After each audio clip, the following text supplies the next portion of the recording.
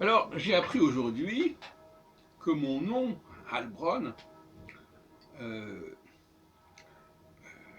le mot Bronn se disait autrefois aussi borne. Borne.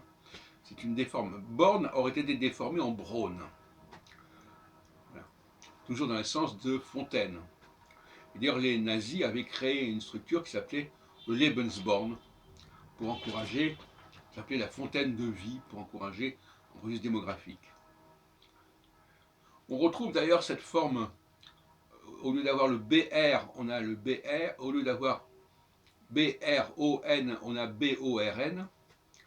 Euh, dans, dans des étymologies aussi, comme Beersheba, par exemple, Beersheba, la capitale du Negev en Israël, ça veut dire aussi la fontaine, en fait, ça veut dire la source.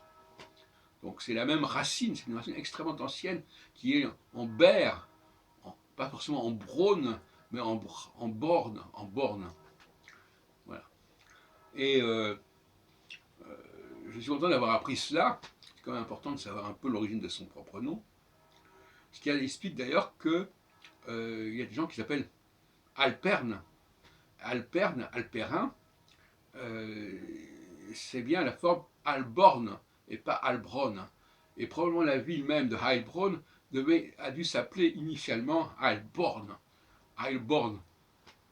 Bon, voilà. Donc, c'est une information qui vaut ce qu'elle vaut, mais euh, c'est vrai qu'autour de mon nom, j'ai entendu beaucoup de bêtises.